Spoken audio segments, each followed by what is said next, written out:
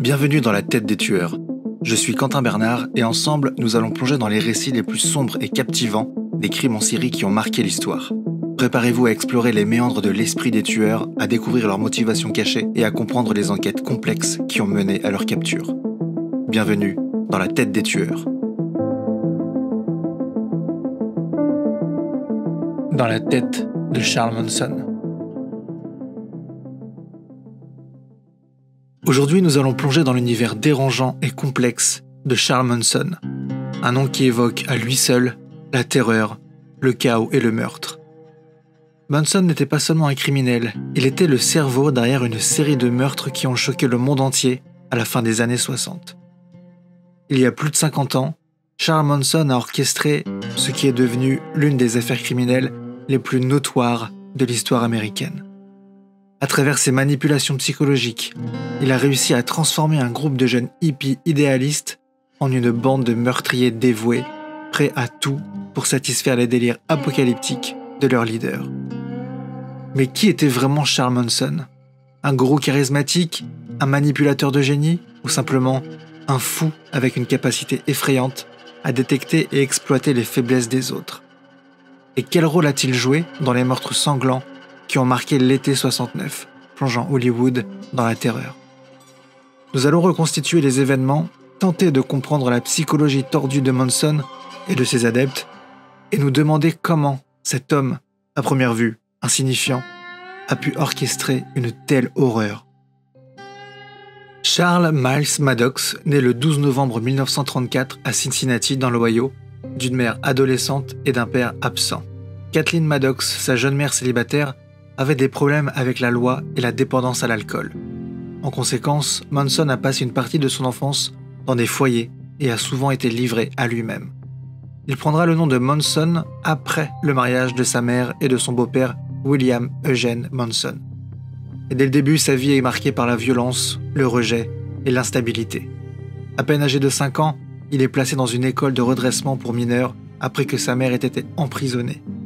Il commence alors une longue carrière de délinquance juvénile, commet des petits délits dès son jeune âge, notamment des vols et des cambriolages. À 13 ans, il est envoyé dans une école pour garçons délinquants où il se heurte régulièrement à l'autorité et tente même de s'enfuir.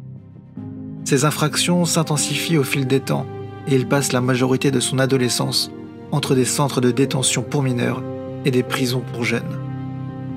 Manson développe une personnalité manipulatrice, apprenant à influencer les autres pour obtenir ce qu'il veut, un trait qui sera crucial plus tard pour le contrôle qu'il exercera sur ses adeptes au sein de la famille. Avant de fonder ce groupe, il passe également du temps en prison pour des crimes plus graves, y compris des vols de voitures et des escroqueries. Ces années de prison où il développe son obsession pour la domination psychologique et la manipulation précèdent la formation de la famille dans les années 60. Dans les années 60, alors que la contre-culture hippie se répand à travers les États-Unis, Manson, qui vient d'être libéré de prison, s'installe à San Francisco. Et c'est là qu'il commence à se réinventer en tant que leader spirituel. Charismatique et rusé, il attire autour de lui un groupe de jeunes gens perdus et vulnérables, principalement des femmes, qu'il rebaptise la famille.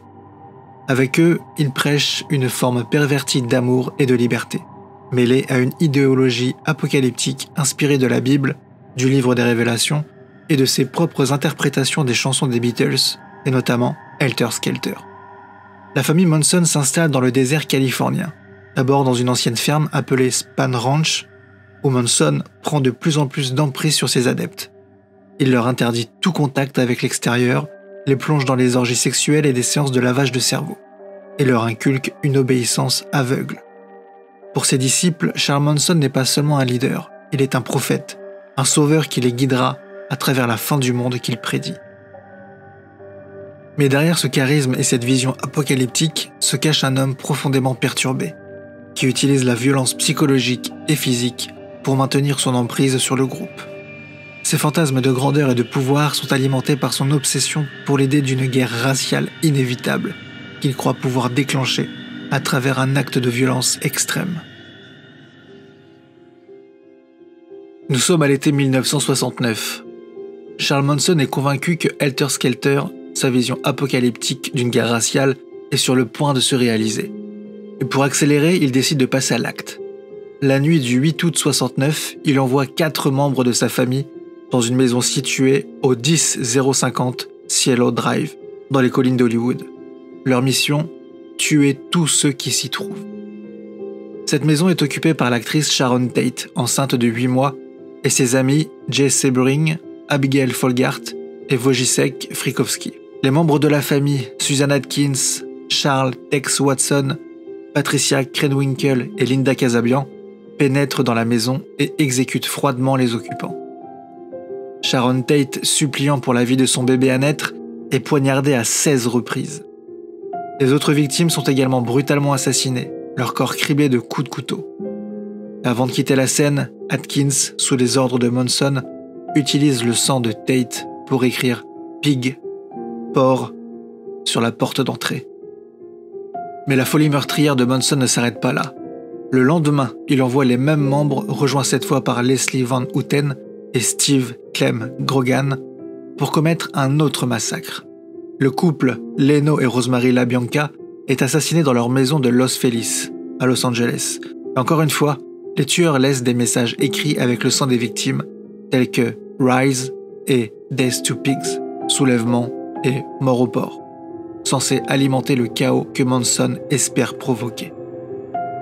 Ces meurtres d'une brutalité extrême choquent la nation et plongent Hollywood dans la terreur. Qui pouvait être responsable de tels actes et pourquoi ? Pendant plusieurs semaines, la police est déconcertée, incapable de relier les crimes entre eux ou de comprendre leur signification. Mais pour Manson, ces meurtres ne sont que le début. Il attend impatiemment que la guerre raciale éclate, convaincu que ces actes vont déclencher le chaos qu'il avait prédit. L'enquête sur les meurtres Tate LaBianca piétine jusqu'à ce qu'une arrestation apparemment sans lien mène la police à Charles Manson et à sa famille. Le 16 août 69, Manson et plusieurs de ses adeptes sont arrêtés lors d'un raid au Spahn Ranch, mais pour des accusations mineures de vol de voiture.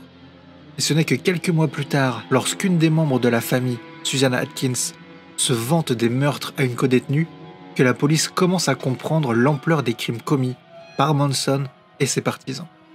Le procès de Charles Manson et de ses complices commence en juin 70 et devient rapidement l'un des plus médiatisés de l'histoire des États-Unis.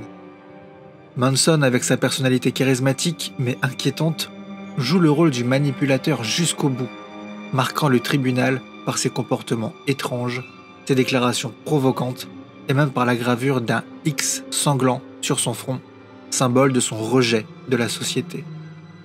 Le procès révèle au grand jour les méthodes de manipulation de Manson, sa capacité à exercer un contrôle total sur ses adeptes, les transformant en instruments de sa volonté meurtrière. Il apparaît clairement que Manson n'a pas directement tué les victimes, mais qu'il a orchestré les meurtres avec une froideur et une détermination implacables. Sa défense tente de minimiser son rôle, affirmant qu'il n'a jamais donné d'ordre explicite de tuer. Mais les témoignages des membres de la famille qui décrivent son influence destructrice sont accablants. Le 25 juillet 71, Charles Manson est reconnu coupable de meurtre au premier degré et de conspiration pour meurtre dans l'affaire Tate et LaBianca. Ses complices Susan Atkins, Patricia Krenwinkel et Leslie Van Houten sont également condamnés. Initialement condamnés à mort, Manson et ses coaccusés voient leur peine commuée en réclusion à perpétuité après l'abolition de la peine de mort en Californie en 1972.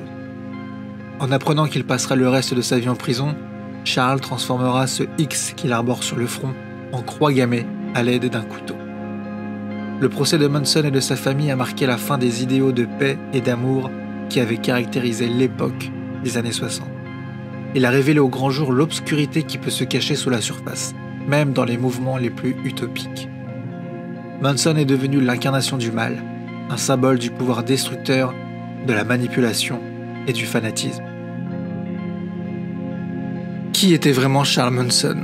Était-il un simple manipulateur utilisant la faiblesse de ses disciples pour satisfaire ses propres désirs tordus ? Ou croyait-il réellement aux prophéties apocalyptiques qu'il prêchait ? Pour répondre à ces questions, il faut plonger dans la psychologie de Manson, un terrain complexe où se mêlent narcissisme, délire paranoïaque et un charisme effrayant. Manson se voyait comme une figure messianique, une sorte de prophète des temps modernes destinés à guider ses adeptes à travers le chaos qu'ils croyaient imminent.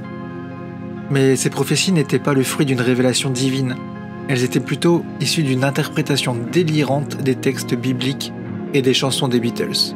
Le concept de Helter Skelter, qu'ils croyaient être une guerre raciale apocalyptique, en est un exemple frappant.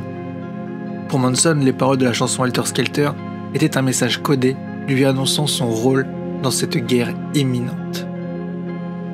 Mais ce charisme, cette capacité à inspirer une loyauté aveugle chez ses disciples, ne doit pas être confondu avec de la sagesse ou de la vérité.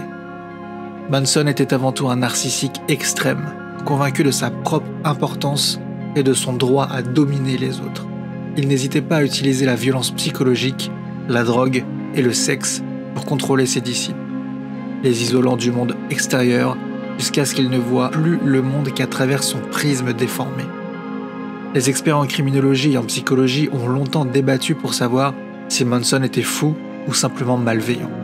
Certains soutiennent qu'il souffrait de troubles mentaux graves, notamment de paranoïa et de schizophrénie, tandis que d'autres voient en lui un sociopathe parfaitement conscient de ses actions, utilisant la folie comme un masque pour se dérober à la justice. Cependant, ce qui est indéniable, c'est la manière dont Manson a utilisé sa compréhension perverse de la psychologie humaine pour exploiter les vulnérabilités de ses disciples. Il a su identifier ceux qui étaient les plus fragiles, les plus perdus, et les attirer dans sa toile de mensonges et de promesses vides. À travers sa famille, il a créé un microcosme de chaos, un monde où sa parole était la seule loi et où la moralité était redéfinie pour justifier l'injustifiable. Manson n'était pas un gourou spirituel, il était un manipulateur de génie, un homme qui a compris que le véritable pouvoir ne réside pas dans la force brute, mais dans la capacité à contrôler l'esprit des autres. Charles Manson est mort en prison le 19 novembre 2017 à l'âge de 83 ans, après avoir passé la majeure partie de sa vie derrière les barreaux. Mais même dans la mort, il continue de fasciner et d'effrayer, un symbole de la noirceur qui peut exister dans l'âme humaine. L'héritage de Manson est un rappel terrifiant de la puissance de la manipulation et du fanatisme. Il a démontré comment un individu avec suffisamment de charisme et de cruauté peut détourner des esprits vulnérables et les pousser à commettre des actes inimaginables. Ces crimes ont brisé non seulement les vies de ses victimes, mais aussi celles de ses disciples, transformant un groupe de jeunes idéalistes en des criminels endurcis. Mais au-delà de l'horreur des meurtres qu'il orchestrait, l'histoire de Manson nous force à réfléchir sur la nature du mal. Comment un homme, né dans des circonstances aussi défavorables, a-t-il pu développer une telle soif de pouvoir et de contrôle? Et comment a-t-il pu exercer une influence aussi dévastatrice sur ceux qui l'entouraient? Aujourd'hui, le nom de Charles Manson reste gravé dans l'histoire comme un avertissement. Il nous rappelle que le mal peut se manifester de nombreuses manières et qu'il est souvent masqué par un visage charismatique, une idéologie séduisante ou même une promesse de changement radical. Mais derrière ce masque se cache la destruction et la mort. Au fil des décennies, Charles Manson est devenu une figure emblématique de la culture populaire, représentant l'incarnation du mal et du chaos. Des films, des séries télévisées, des chansons et des livres ont exploré son histoire, souvent en la romançant ou en la mystifiant. Des œuvres comme Helter Skelter, le livre de Vincent Bugliosi, ou plus récemment la série Mindhunter et le film Once Upon a Time in Hollywood de Quentin Tarantino ont contribué à perpétuer son image dans l'imaginaire collectif.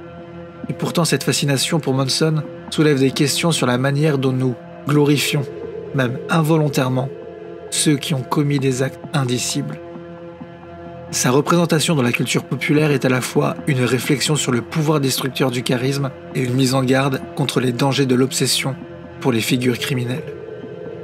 J'espère que ce voyage à travers l'esprit complexe et tordu de Charles Manson vous aura permis de mieux comprendre l'horreur qu'il a orchestrée et le pouvoir dévastateur de la manipulation psychologique. N'oubliez que jamais, même dans les époques les plus idéalistes, le mal peut se cacher juste sous la surface. Restez vigilants et surtout, prenez soin de ceux qui vous entourent. Car parfois, le danger ne vient pas de l'extérieur, mais de ceux en qui nous avons le plus confiance. Nous venons de traverser ensemble les abîmes les plus sombres de l'esprit humain, explorant des mystères que beaucoup préfèrent laisser enfouis. Maintenant, alors que nous émergeons de ces ténèbres, je vous invite à prendre de profondes respirations et à retrouver un semblant de sérénité. Je suis Quentin Bernard, merci de m'avoir accompagné dans cette descente vertigineuse. Ce podcast est entièrement écrit et réalisé par moi-même, avec le soutien précieux de Jonathan Dyer. Merci à tous pour votre fidélité, à très bientôt pour une nouvelle plongée profonde et troublante dans la tête des tueurs.